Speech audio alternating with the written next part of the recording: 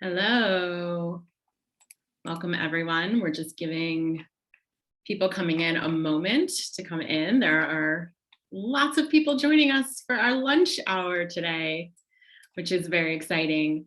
Welcome, everyone. I know there are people from all over the world. So some people are on their lunch hour. Some people probably this is their last thing they're doing before they go to bed, like our panelists who are joining us from Mumbai, which is so exciting. For those of you that are joining us for the first time, welcome. And also not for the first time, welcome. My name is Sari Kamen. I'm the Public Programs Director of MOFAD.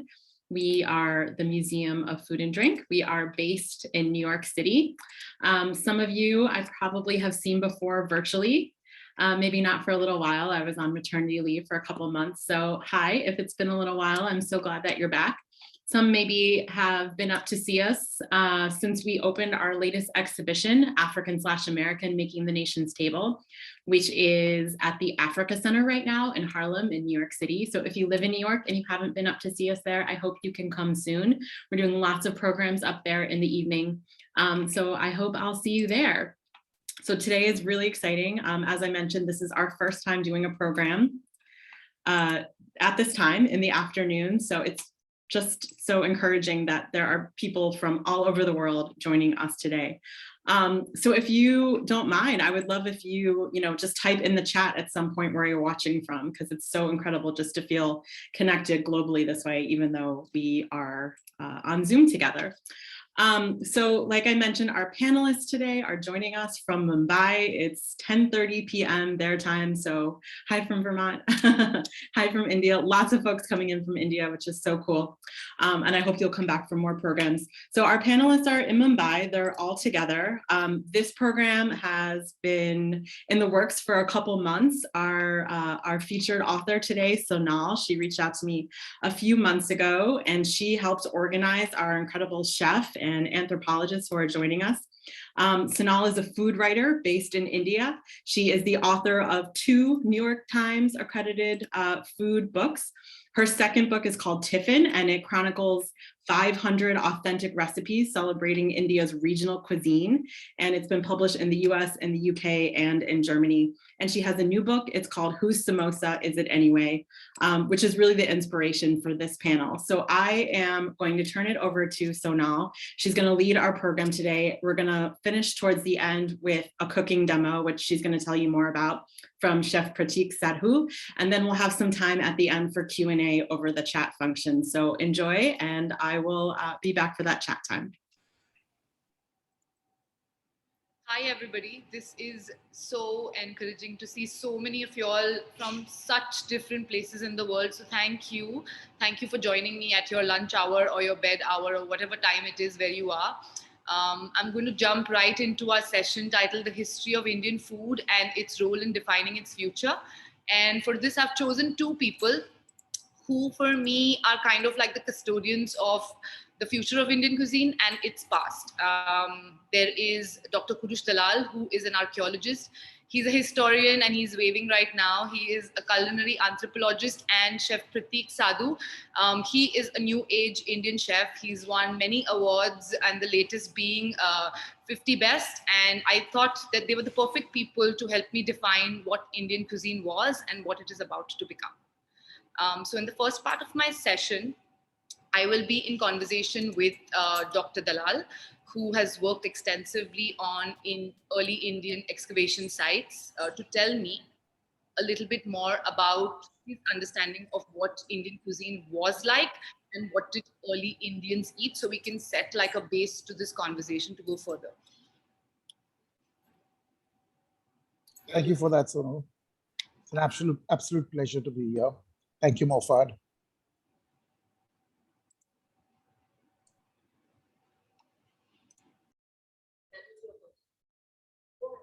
So what is Indian food and how did it come about? So most of Indian food that we look at today is actually, as we call it in archaeology, a post-Neolithic development when humans actually started growing their own food.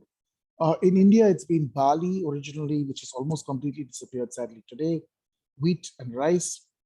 Mainly cereal is what we've all been eating. And along with its seasonal vegetables, oils made out of sesame and mustard, a lot of traditionally indigenous spices, many of which we don't use again today because we've got a lot of other spices that have come in, and some very interesting vegetables, cucurbits, and of course brinjals, which are, or aubergines or eggplants as you call them, which have been, part and parcel of the Indian South Asian region forever. So they make up essentially our cuisine, along with a lot of meat, which was eaten originally. So originally a lot of beef, and that's surprising because we've stopped eating it in large quantities. But right from the Vedic period, a lot of beef, mutton, some pork, not very often, and fish and fowl also. Fowl was not eaten over most of India. It was considered to be a dirty animal by most people. Surprisingly, eggs were acceptable where fowl wasn't. And the cuisine has kept developing, and as it developed and as the people developed, interestingly, we went from being a beef-eating nation to a non-beef eating nation by and large, and switched more to a lacto-vegetarian diet than anything else for most of the people of the northern heartland of India, whereas all over the rest of the country, people continue to eat meat in surprisingly large quantities. But the upper castes who gave us our face to the world appeared to be mainly lacto-vegetarian. Thank you for that, Kurush. Can you also tell me a little bit about certain techniques? You told us a lot about the ingredients that are from ancient India and they are still relevant today. Are there any techniques that are still applicable? This will help me kind of understand if how this has shaped up from the past to now impacting our present. Okay, so a lot of things in Indian food are very interesting. Traditionally, Indian food is seen as part of Indian medicine. It's seen as part of Ayurveda. And we look at food as being holistic. We look at food as being essential for the body, but not necessarily for the mind. As Ayurveda puts it, Indians, on the other hand, actually love eating and they love their food. And they kind of therefore contravene the laws of Ayurveda a lot. Turmeric, for example, has always been around. Garlic, for example, has been around for a very long time. And the cooking techniques have been very simple. We use a lot more oil today, especially vegetable oil in India than we used before. It was essentially a lot of ghee, which is clarified butter, and we used it sparingly. Oil was not something that was available in large quantities. We used a lot of indigenous spices like cumin and garlic and pepper and long pepper, which is again almost completely disappeared from use. And we broiled a lot of our food. We steamed a lot of our food, though not in the sense of on a steamer necessarily. And we actually used a lot of tandoor ovens from a very early period. Everybody thinks that the tandoor came to us from the Northwest 20 province, sometime around 200 or 300 years or 400 years ago. It's actually been part and parcel of our lives right from the Harappan period, which is the Bronze Age. So for about 4,500 years, we've been using large clay ovens, which really heat up, and the surface of the clay oven on the inside is what is used to cook most Indian breads. So this technique, again, is a very ancient technique. The technique of steaming and cooking slowly on coal fires is, again, an Indian technique. Deep frying is not a very ancient technique and a more modern technique. I hope that answers. Yes, I think it certainly does. I think Ayurveda has been such a fascinating topic for food writers across the world, be it in India or abroad.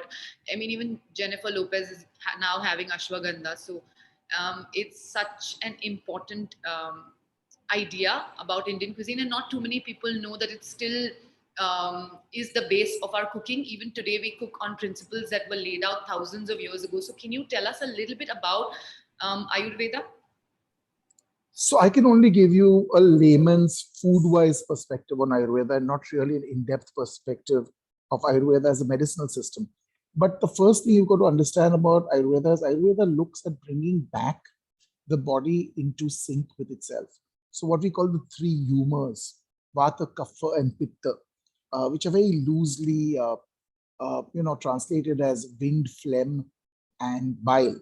But those are English words which don't really make much sense. So when an Ayurvedic practitioner tests what is called your nadi, he reads your pulses. There are a number of pulses that they read, and not just the one that we talk about. They look at your humors being out of balance. And that is why you are ill. So your illness is just a manifestation of your body being out of kilter with itself. So what they prescribe to you both medicinally and diet-wise is essentially to bring your body back into sync with itself, is to align all these humors and bring them back to normal. And that is the amazing thing about Ayurveda. It doesn't look at just curing the symptoms. It looks at curing the problem itself. So it goes way beyond the symptoms and the manifestations, and it goes to the heart of the matter. A lot of the food that is eaten is also eaten in balance. So traditionally, food, especially amongst the upper castes, would have something of everything. So all the major taste profiles, so something sweet, something sour, something salty, something bitter, all of these things would be part of a meal in small portions. So that would be the concept of a balanced meal where carbohydrate would not be the mainstay necessarily of the meal, but would be what brought the meal together. So dals, vegetables, various root vegetables, green leafy vegetables, all of this would be in balance. And that's what Ayurveda is essentially about. So, the entire concept of mens sano in corpore sano is much, much older than you think it is. And Ayurveda has been saying this for at least the last 2,500 years. Turmeric, Ayurveda has been singing its praises forever, and you can't cook Indian food without it. It's one of the reasons why we benefit from turmeric so much. And the West is catching on to this. Things like ginger, things like garlic. What are their qualities? What do they do for you? And why must you have them? When must you have them? How you must eat seasonally.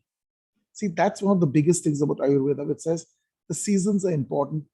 You must eat local, hyper local if you can, and you must eat in balance with yourself. So that's Ayurvedic food. But let me ask you a few questions. So tell me, Sonal, you know, whilst writing this book and putting this together, what was the most interesting, most fascinating stuff that you came across? What are these myths about Indian food and Indian cooking, that you researched when you wrote Whose Samosa Is It Anyway? What were the secrets that you found? There are so many that I ended up writing 50,000 words on it, Kurush. You are one person who read that before anyone. So for me, I would say it's the emergence of the silk and spice route. That was kind of the turning point for Indian cuisine's history. Surely these roads were the ones that gave outsiders access to Indian spices, but not all of them are homegrown. A lot of people believe that Indian food is spices and spices is Indian food. Everyone now knows that chilies came so much later when the Portuguese got them. There are things like pepper, ginger, turmeric, cardamom, which are indigenously Indian. But then there are others like cinnamon that came to India via Ceylon, or clove and nutmeg were native to Banda Islands in Indonesia. So these things were not traditionally Indian, but because our climate was so perfectly tropical, we were able to grow them. And also the Indian traders were in such a sweet spot or spicy spot that they had access to both these ingredients, those that were growing in the eastern side of India and those that were coming from Central Asia. So we were in that place where we had access to spices, and our climate also helped grow them, which is why India became such a hub for spices. So that was one thing that I learned, because I thought Indian food, was all the spices came from here, but that's not true at all. And I want to say that to everybody listening. And the other thing, which is especially all the rage in the US right now, is paneer. Paneer is so big in the Western world, and it's associated so much with Indian cuisine. But we didn't have paneer is not indigenously Indian, is what I feel. Um, there was existence of cottage cheese that people say that the Portuguese, when they came to Bengal, which was a Portuguese colony, Bengal, they taught us how to curdle milk and turn it into cheese. And then, Kurush, in fact, once you told me that, on the Harappan sites in your excavations, you found a mold which would collect milk solids and let out whey. Of course, these are all our interpretations of how the Harappan man lived or the woman lived. We don't know that for sure. So I don't know if paneer existed then. But I feel like the very word has origins in Armenia, Azerbaijan, because both of them have this word called paneer, P-A-N-I-R, and the Turkish have penir, which is P-E-Y-N-I-R. And both of them refer to preserved cheeses. So I feel like we learned that from Central Asians and that part of the world. And similarly, from that same region, we learned so many other things like the samosa, like the jalebi, like the faluda, like the Indian concept of chaat. We learned a lot from invasions from this side of the world. So these are some of my learnings, Kurush. I must agree with you about the concept of spice and everybody thinking that Indian food is essentially spicy. That's one of the problems with the Indian language. We don't, the English language, we don't really have a word to define the kind of spices that India comes up with, and the chili hotness and the pepper hotness as such. So spicy is the only word that we come up with when we use in the English language. India has actually separate words from the heat from chilies and a separate word from the heat that you get from mustards. So so much of this that you said is true, East, West coming together, spices coming to India, Indians adapting them and virtually making them their own. But tell me, that's all in the past. What, according to you, connects today's Indian restaurants, the new age Indian restaurants that are coming up, in India and so many abroad? We see New York, we see London as great hubs of Indian food. We see Indian food spreading across the West in a really big way. And it's not just currywurst and curry houses any longer, right? So where is Indian cuisine right now, especially from the representation point of view? Okay, so I feel like there are a few things that I would connect with restaurants that are redefining Indian cuisine. And we can call them modern, or we can call them progressive Indian food. We can call them all of these things. Some examples of these are in India. We have Indian accent and Masque in Mumbai, Indian accent in Delhi. There's Ga in Bangkok. There's Sona in New York, which is all the rage right now. There's Dishoom in London. And these are just a handful of restaurants that are kind of doing this progressive modern food. So I feel the common thread here is that each restaurant is trying to redefine mine, or like an Indian's generic understanding of what Indian cuisine is. There are a few points that I feel tie them together. Number one, I don't think they follow preset rules of Indian cooking. We will go at it to people and be like, oh, but this is not Indian food. But those guys who are actually making a whole lot of difference and defining Indian cuisine's next chapter are actually challenging these preset rules. They have respect for roots, of course, and no experiment is high risk enough for them. They're merging cuisines, for example, Kashmiri with Persian, or Goa with Portuguese, but not in a fusion sense of way. More in the sense like these two regions have history, and that's why they influenced each other even before we started creating modern Indian menus. And I feel just like any other modern Indian restaurant, be it Nordic or be it American, be it Australian, they're very codependent on their farmers, on their producers. There's transparency about where the ingredients are coming from. They label that on the menu. This is what Indian food is right now in India. In the smallest of cities, smallest of urban cities, you will find restaurants that are doing progressive Indian food. They are dropping these old stories and stereotypes that the world kind of associates with Indian food. And they're invested in kind of, especially, a restaurant like Masque and Prateek is always so invested in trying to find this new definition of Indian food. And I think this is like my cue to kind of bring him into this conversation, and we can chat with him about how the restaurant scene in India is changing, and that in itself is defining Indian food for the rest of the world. So thank you, Kurush, for that question.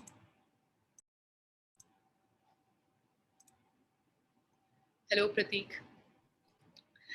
So my first question to you is, tell me why, why we as Indians are so quick to call out the Western media, especially, when they are the ones who excited us about our own food. This whole wave of modernization of Indian cuisine started in London first, then it came to India. So in that sense, don't you think we kind of owe it to the West to teach us a thing or two about Indian food?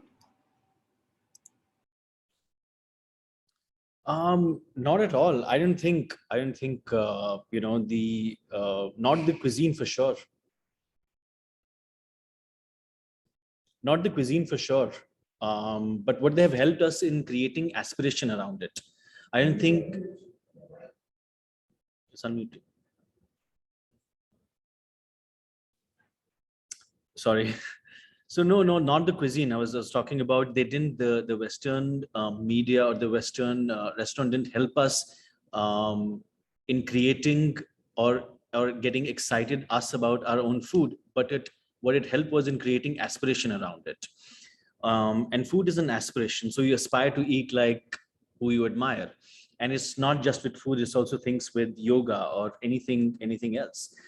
They didn't teach us how to cook or what to cook. They taught us how to market the food and present it very well in like different plates and presentations, creating these really upmarket restaurants around Indian food.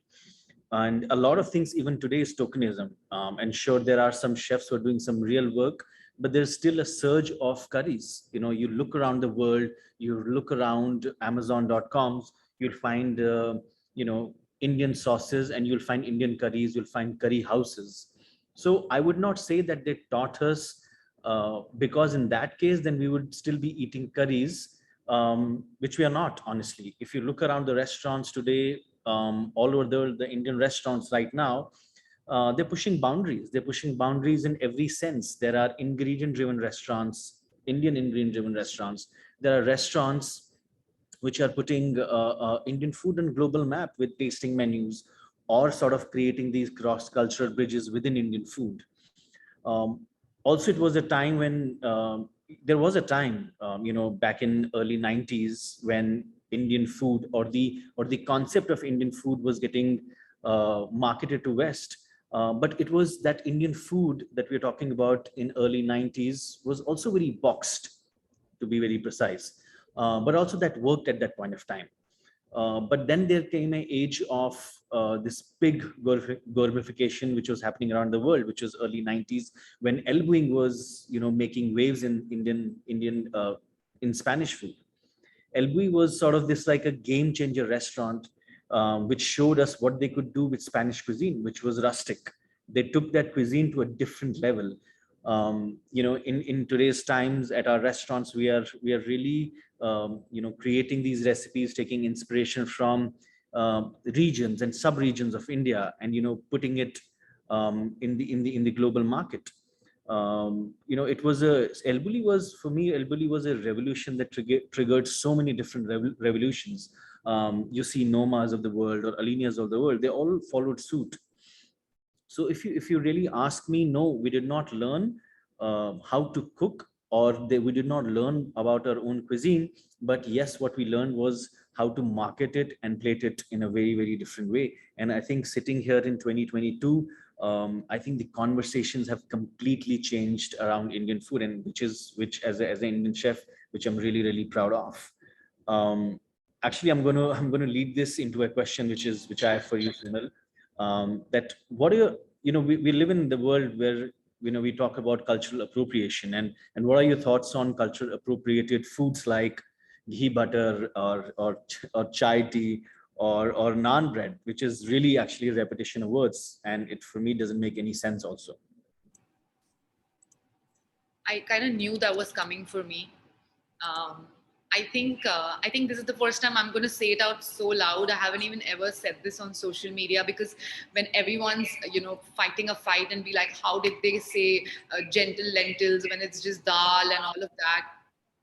And you have to look all concerned because it's so cool to feel proud of your cuisine and all of that. But I just want to say it out loud that I don't care. If there's one thing that my book, Whose Samosa Is It Anyway, taught me, then it's the fact that nothing belongs to anyone anyway. We're all living on produce that is borrowed from our neighbors, and you should know this about Indian people. They kind of half stock their pantry, and half of it comes from their neighbors. So we're all living on borrowed produce. I'm going to quote actually something that I heard you say this, Prateek, once in one of your talks, where you said, "Do whatever you like, but credit the source." So you learn about the recipe's roots, where it comes from, credit and respect the source, and then make it yours by all means, because it's a dish, it's a recipe, it doesn't belong to anybody. You don't know what started where. Like, for example, there is a dish called macaroniul patata, which is a Sindhi dish. And it's a dish which has macaroni and it has potatoes. And now you would never imagine macaroni in an Indian dish.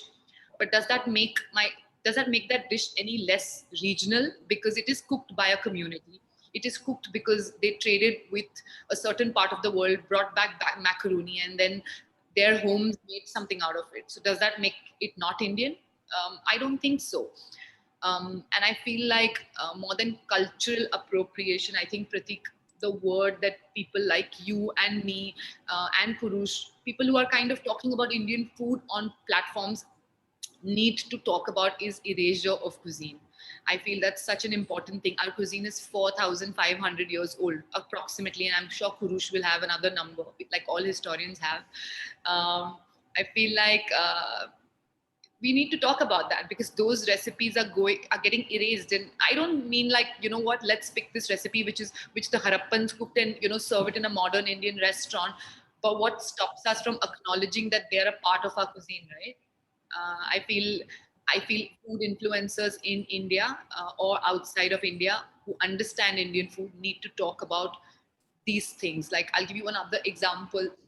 There is something called Ramasari idli, which is an idli from the southern part of India in Kerala. It's called Ramasari. It's made in a certain way, and there are only two families which are now making this recipe. A chef took it and he made it, served it in his restaurant. He hired one of the members of the family to cook it, and now there is an entire revolution where lots of restaurants have started making this, which in turn brought this recipe back to life. So I think that's more something that we need to be concerned about, rather than saying, oh, but this is Indian and this is how my ancestors did it, let's do it that way. We should respect that. I'm not saying we should not respect somebody's recipes, but I'm over cultural appropriation. I think I want to kind of work towards erasure of cuisine. I actually have I had some other questions for you, Prateek, but I feel very inspired to ask you this.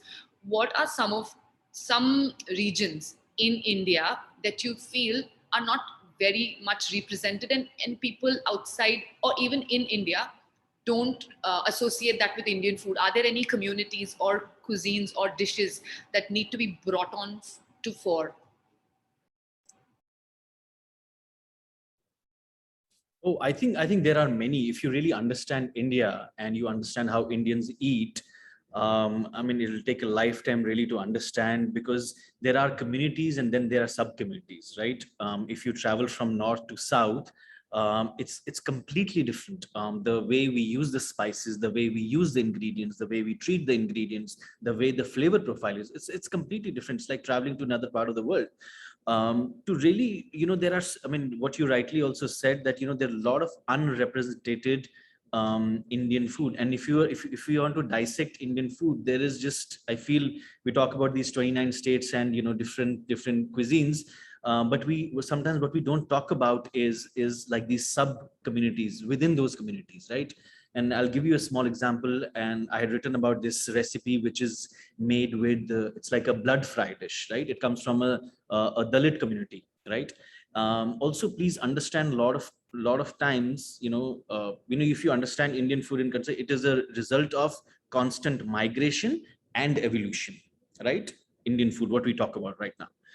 But also at the same time, there's a lot of Indian food which is also as a result of um, like people getting deprived of food, or also as a result of necessity. That blood fried dish which I spoke about was a result of necessity, right? When people didn't they within the caste system and everything, when people didn't had uh, meat to eat, they would use the blood or the offals to create that cuisine, and and that's how the cuisine also developed. We also don't talk about the cuisine of Northeast, which is, I feel like, the gold mine in India, right? I mean, I can go on and on, but my point here is that, we are not having enough conversations around Indian food. And when I say enough conversations, we're not having enough conversation about regions, about sub-regions, about flavors, about ingredients, right? We never talk about Indian food in context to ingredients. And I think for the last 5 to 6 years, my endeavor has to just champion those Indian ingredients, which we never talk about, right? We never talk about that sea buckthorn is grown extensively in India. We never talk about the kind of berries that are in India and the cuisine which is derived from those berries, right? That my biggest concern right now is that, it is still very boxed. And honestly, there are many chefs around the world which are doing incredible job in shifting those conversations right now, but I think we're only scratching the surface. So I would ask you, on that note, what is it that you, or a chef of your caliber, or somebody that you are mentoring, what are your expectations from these people? How do you think you are going to bring about that change? I think biggest thing that we need to understand is, in Indian cuisine, there's no rule book. And I don't know who made the rules, who made these boxes. There shouldn't be any rule when it comes to Indian food. As chefs, I feel like we cannot have boundaries when we cook, but it doesn't mean we shouldn't be sensitive to them. Also, importantly, when we are talking about the entire process, we need to celebrate these cultures. We need to put a spotlight on them. We need to put a spotlight on, if we are borrowing something from certain region of a certain culture within India, they need to be credited.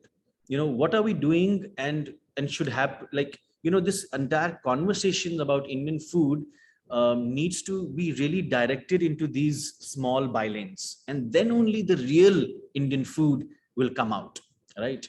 We need to start fighting the stereotypes, and through these conversations only we can start fighting these stereotypes. And there are many. I mean, if I can really think about a couple of stereotypes, is like, Indian food is not just about hot spices. I mean, we talk about spices, but if you really understand spices, I mean, spices just aromas, right? It doesn't mean it's hot, right? Indian food is far beyond curries. I mean, I'm not saying that, we should diss the word curry, but then it is far beyond those curries, right? Please understand, the region that I come from, we eat from lamb balls to cherries, right? We never talk about those things, right? I mean, my grandfather would eat lamb balls day in day out. I mean, lamb tribe day in day out, and there were different methods that we used to cook those. I mean, I think those kind of conversations should come out. Then we are talking about really about Indian food, right? And sitting again in 2022, we talk about this modern Indian cooking.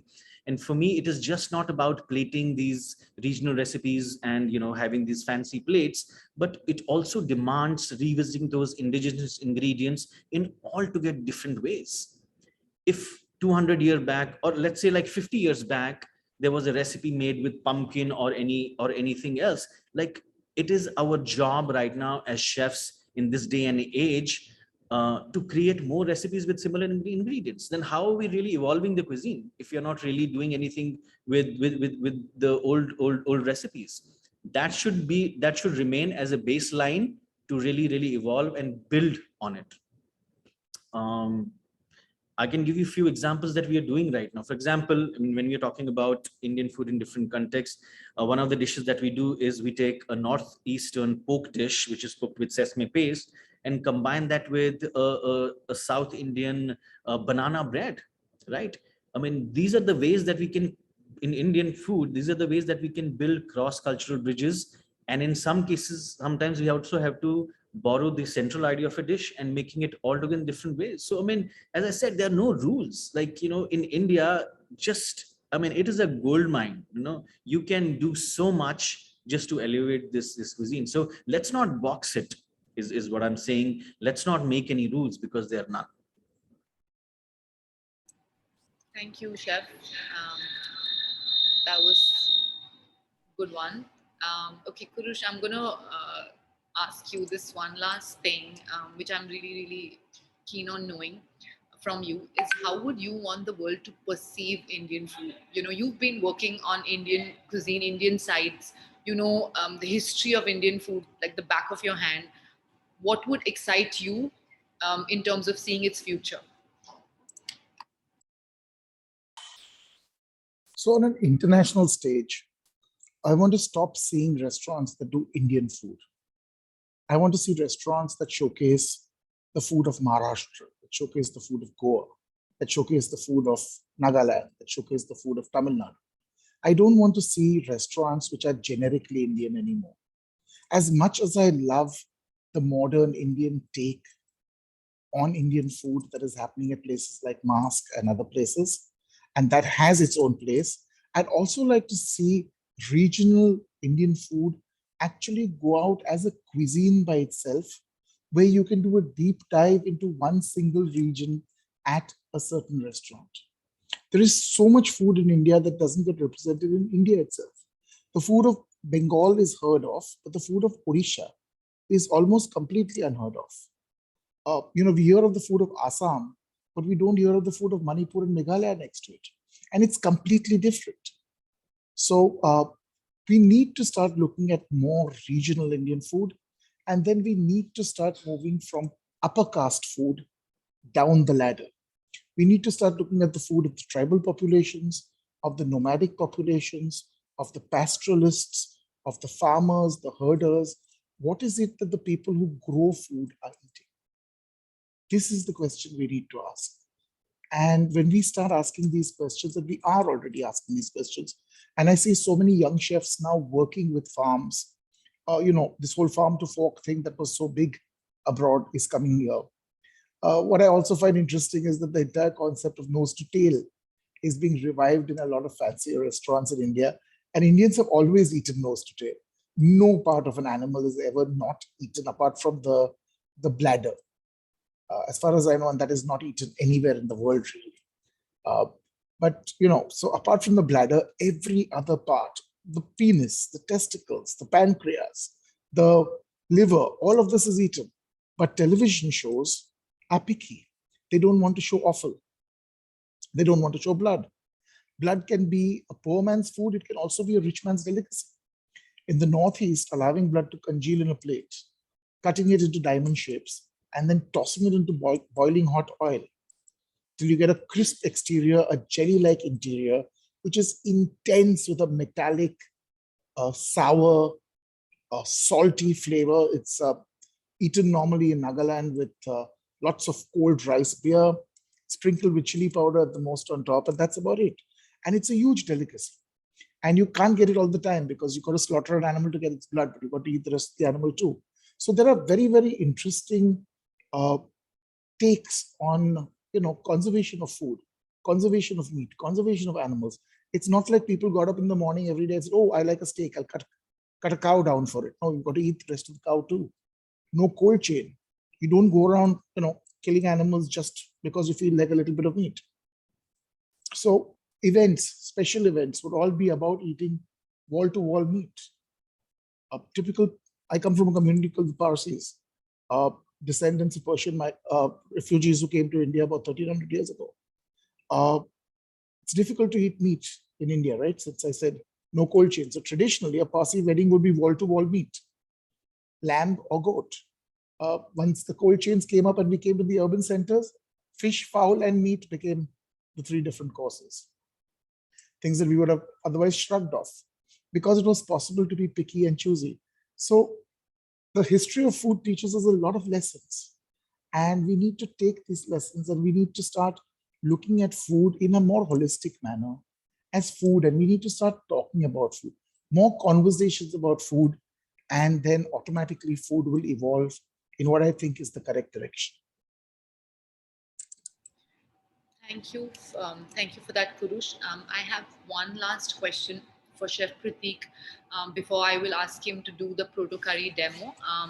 So, Chef, tell me, as someone who's shaping Indian cuisine, who's at the fore of shaping Indian cuisine and its future goals, you're shouldering a major responsibility for sure, because the world is watching what Indian chefs are doing now, that especially because Indian restaurants are on global platforms, and Indian chefs are now cooking globally as well. What are some of the key features of this manifesto, if I have to put a word there, that you want to see for Indian food?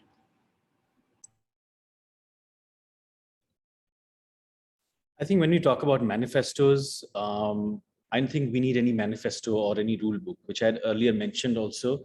We cannot box our cuisine, right? We cannot have any rules when it comes to Indian food. We cannot set any boundaries when it comes to Indian food.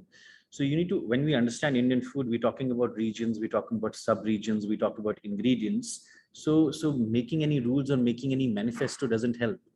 What I feel is there are a couple of things which are really important in this time and age when we're talking about Indian food, is having some very, very meaningful conversations, and also having and asking tough questions also at the same time, right? What is going, when we are talking about these conversations, we need to really ask, one of the biggest concerns also that I have is this word authenticity, right? No one can raise doubts about authenticity and appropriation if we stop to ask ourselves some of the key questions, right? Who is the same dish that's labeled authentic at the trendy restaurant ignored when it comes from immigrant kitchens, right? So point being, as I said, there cannot be any rules, but we need to start having these sort of bigger conversations around Indian food, around regional Indian food, around regional recipes, around Indian ingredients. I think those are the things that we need to start answering questions about. Chef, on that note, would you please move us to the demo station where you can make the proto curry? But before we make the proto curry, I want to say that this is probably the first or the second time that this is happening live. It's a 4,500-year-old curry, which Chef Prateek is going to remake today. So yeah, over to you, Chef. All right, let's go.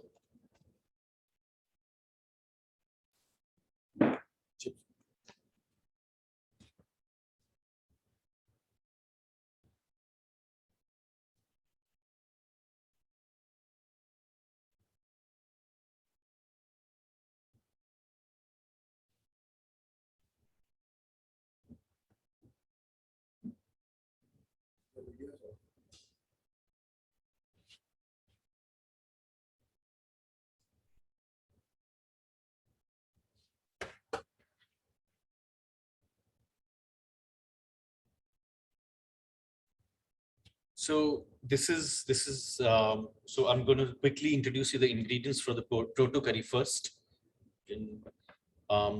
We have ginger, turmeric, the recipe says dried sugarcane juice, but then we're using jaggery instead. Eggplant, brinjal, raw mango,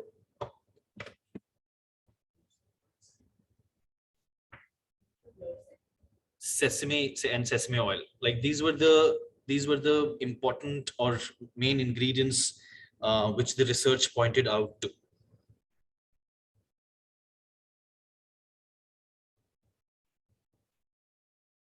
I'm just changing the blur settings.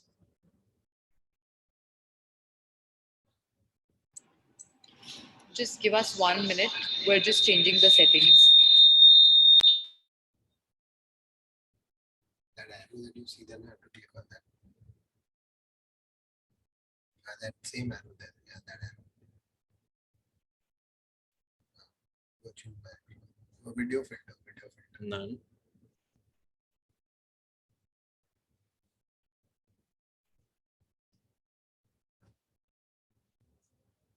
Sorry guys, this is good. Everyone can see, right?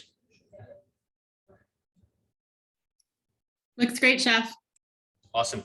So, I mean, just to talk about this proto curry, you know, that in an early Harappan period, approximately like 3300 BC to 2600 BC, the Harappans dabbled in wheat and barley, and they ate them whole or powdered, and their bread was coarse.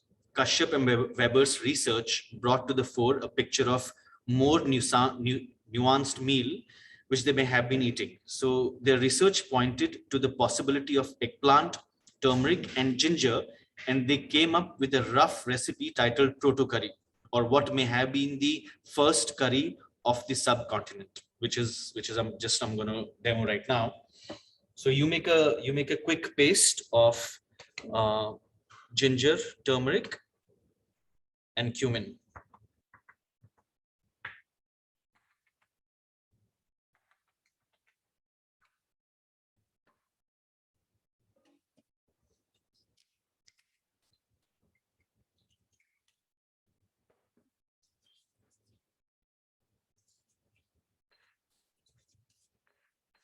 The recipe also says that you coarsely sort of grind these three ingredients into a coarse paste.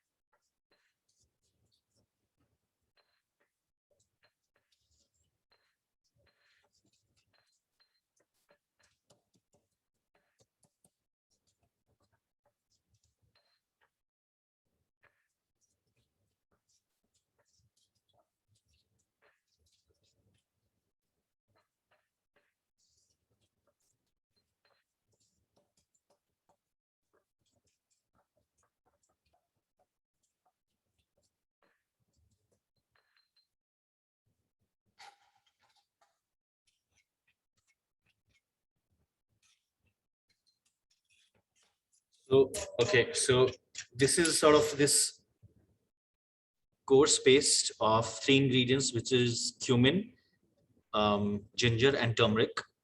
So that's step number one. We move this off.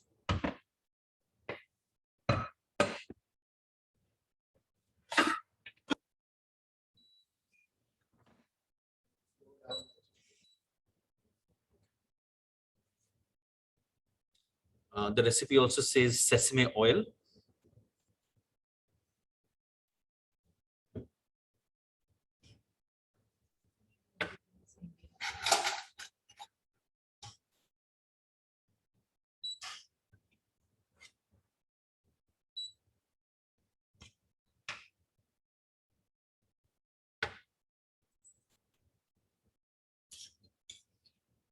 The reason we're using sesame is because it's also like one of the indigenous seeds from Indian subcontinent, like mustard.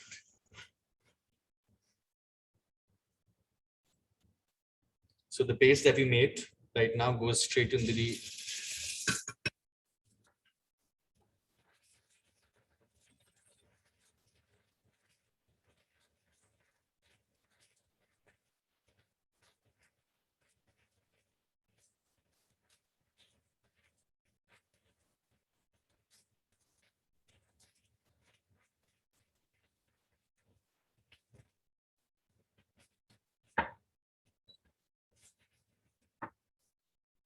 at this point of time, you'll put eggplant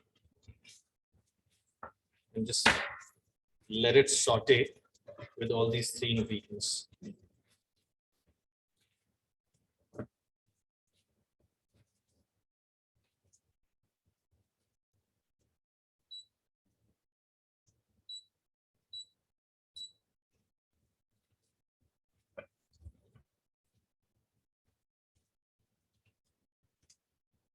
Salt.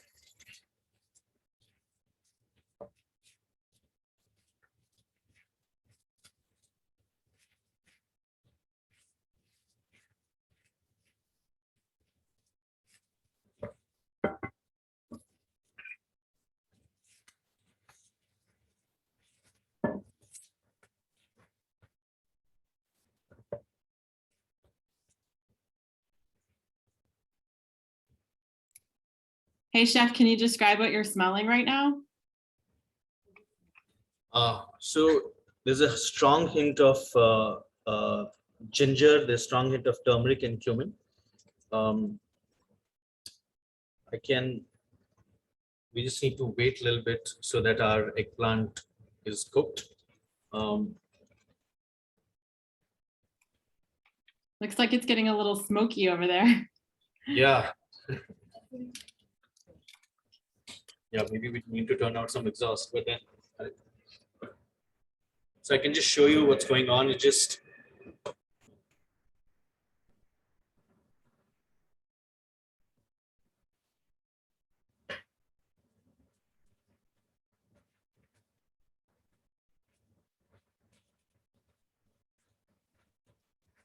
At this point, we also have mango, but this is raw mango chopped.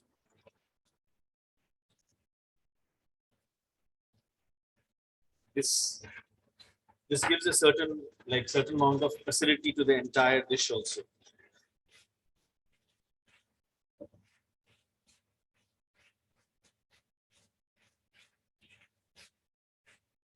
I feel back in the day, they knew how to balance a curry, and probably that's why raw mango was used to give it a certain acidity, while all the flavors are very earthy. You know, if you understand turmeric and ginger, they're very earthy flavors. When I tasted this for the first time, I was amazed how balanced the dish was.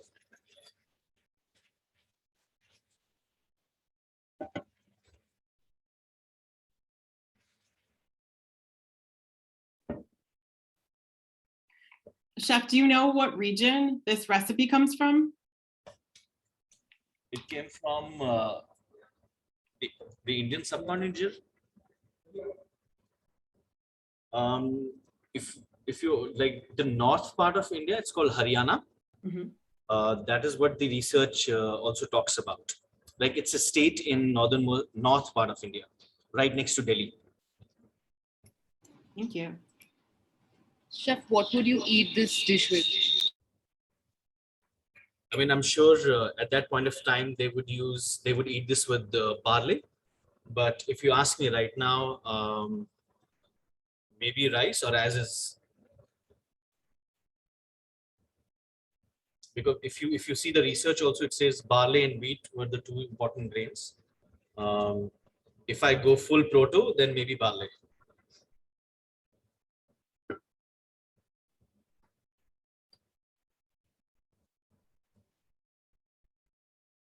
No, wheat. Okay, so the recipe also says reduced sugarcane juice, but we're using jaggery instead.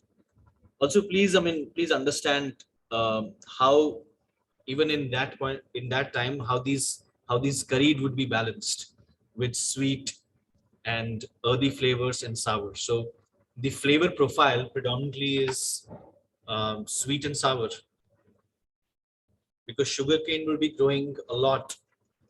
So they would use sugarcane as the main sweetener.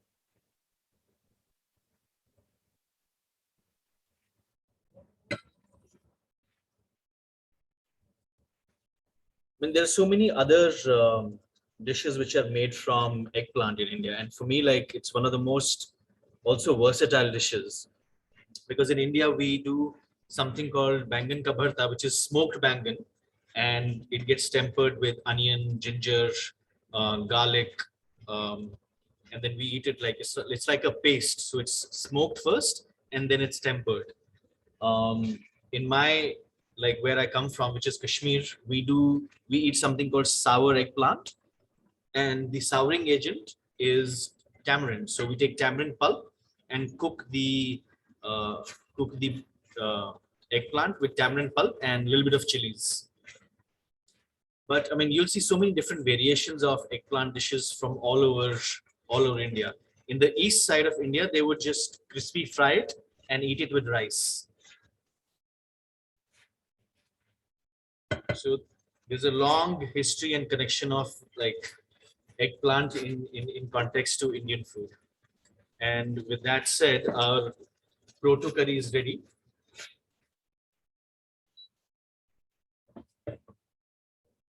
So, as I said, I mean, for me,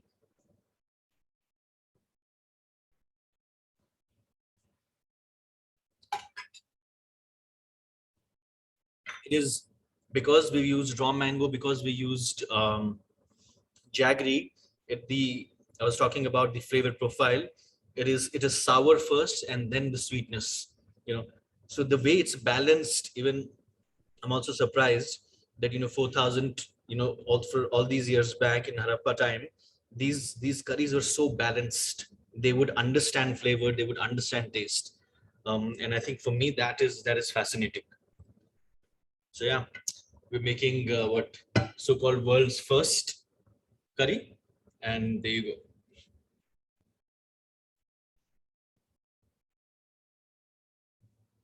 Awesome. That's so amazing, Chef. Thank you so much for sharing that with us. Thank you. I mean, it's such exciting to really dig those recipes and cook. And sometimes you also learn along the way. I mean, the biggest learning is how they really balanced it out, right? It is so perfectly balanced if you see the recipe. Yeah, and it's also kind of surprising to see how familiar the ingredients are in a lot of ways. I mean, I don't think it would be out of place to see a similar curry in a restaurant today. Not at all. Not at all. I mean, obviously, at that point of time, there were no chilies, there were no tomatoes, there were no onions. I mean, and it's still, this recipe can be still so relevant in Indian food context. Absolutely. So if it's okay, we have a few more minutes for some questions. So anyone who has a question, feel free to just throw that in the chat. I see a couple already. I'll just kind of direct them for now. Do many recipes come from data from excavations, or would they be passed down orally? Maybe that's a question for Kurush first.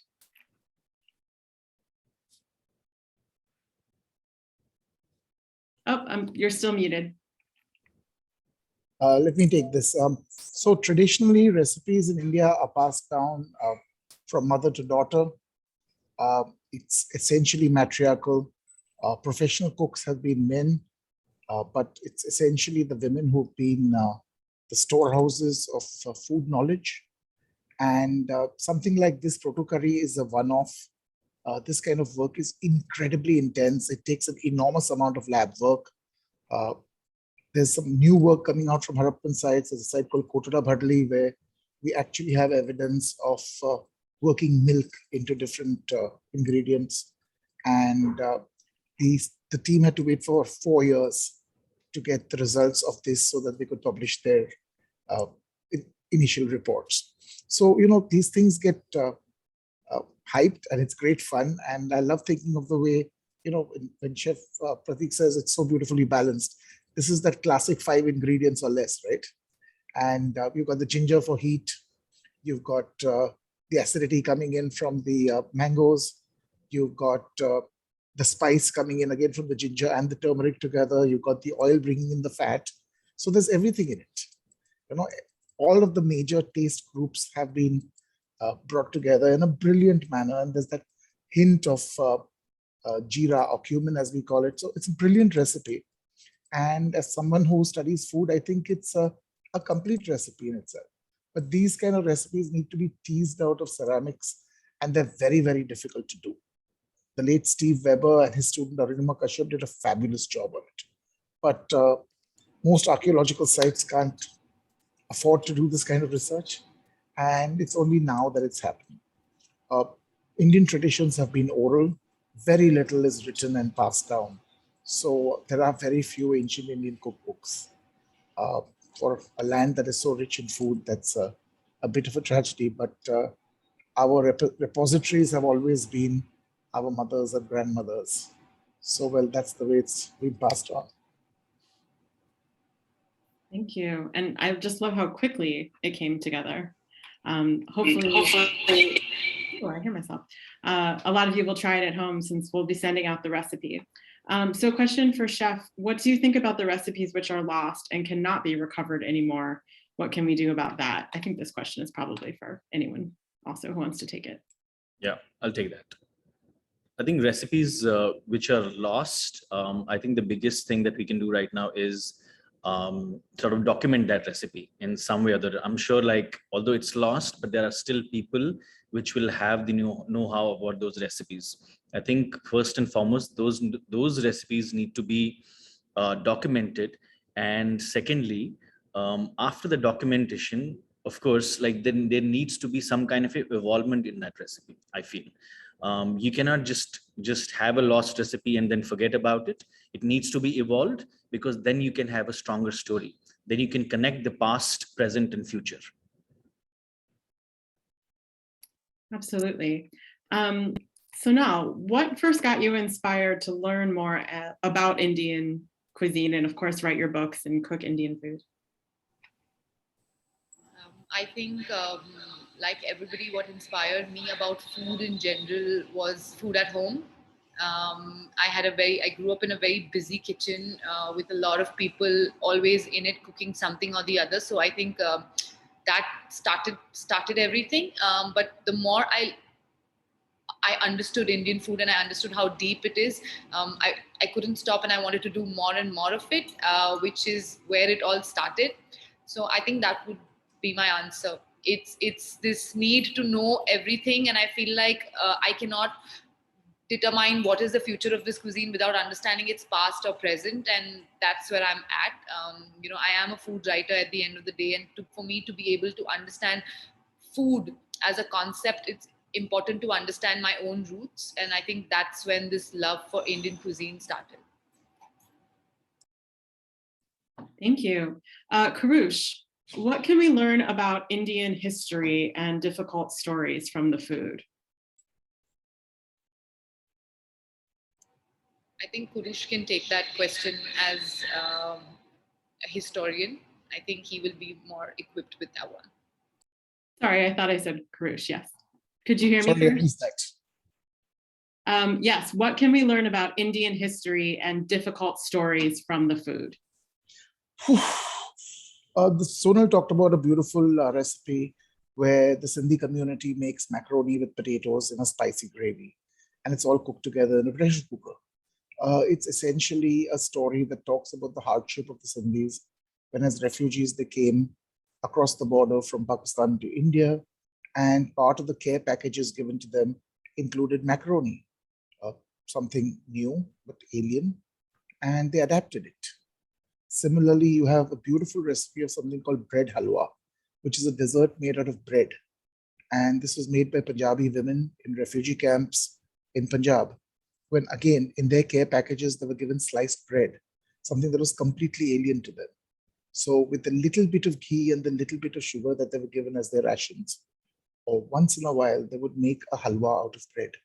So bread halwa, which is made today in almost every Punjabi home, is actually an incredibly bittersweet story.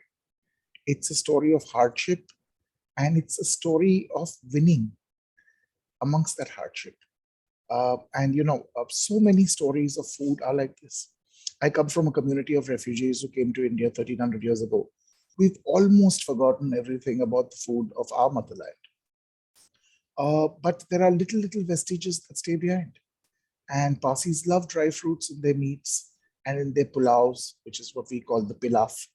So, food is one of the greatest mnemonics ever, probably the greatest mnemonic of all time. And you can't separate food from memories. All food is either memories that you have made or you're going to make. So that's kind of my answer to that question. Thank you. I'm going to do two more questions. This one is for Chef Sadhu. India has more than 1 billion people, some of the wealthiest people in the world, and one of the oldest cultures and cuisines. And yet in the global rankings, there are very few Indian restaurants. For example, Peru and Thailand, with the smaller economy, scores higher. What's the reason behind that?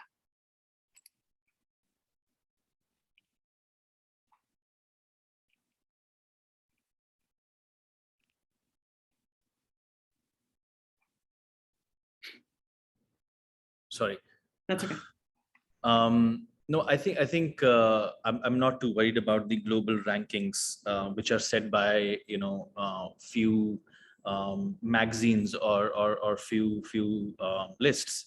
At the end of the day, India is one of the oldest civilization, and the food dates back so many centuries. The way we have evolved, the way the Indian food has evolved to this state, I think that is something which we are really proud of, right? Secondly, there are so many chefs around the globe which are doing some phenomenal work in terms of Indian food, in terms of elevating that cuisine. To name few, there's Indian Accent in India. There's Chef Garima doing some incredible work. Here there are ample number of restaurants doing some phenomenal work. As I said, I'm not worried about global rankings, because they're only set by few people. As far as the conversations around Indian food is changing, as far as we are talking about regional cuisines, as far as we are talking about sub-regional cuisines, I think we are headed to a right direction, right? I think that is more important than any lists. Wonderful. And the last question, sorry, the last, I said, and those lists cannot determine how great the Indian food is and how amazing the cuisine is. So let's not worry about rankings on global levels. Let's start worried about, are we having some meaningful conversations or no? I think that's the important question here. Absolutely. And for the last question, Sonal, since your book inspired this conversation, what was the best discovery from your research that you did for your book? This is actually something that I have answered so many times. So I have the reply like this back, is that Rabindranath Tagore, who is, one of the Indian freedom fighters, he was actually, I would say, first food influencer of India, because he was on these advertisements for chocolate brands and advertisements for soap brands. He wrote copy for this Indian tea brand called Lipton. So he, for me, he is one of the first Indian food influencers who, like the way influencers today post content about brands, he was doing it back in the days without social media, in newspapers. So yeah, that was absolutely astonishing to find out. Besides other things for which you have to read the book. Exactly, can't give too much away. And I did just put the link to order your book in the chat. I think it's only through Amazon in the United States right now, but correct me if I'm wrong. Yes. Yeah. Okay, well, all of you, thank you so much. What a tremendous opportunity and honor to speak with all of you. We're so grateful that you stayed up so late in Mumbai. I hope you really, really enjoy that curry. Chef Prateek, Dr. Dalal, and Sonal, this was such a fantastic conversation. We've learned so much. And all of you who just came in from all over the world, we're so happy to have you in community with us today. And we hope to see you again very, very soon. So take care, everyone. See you next time.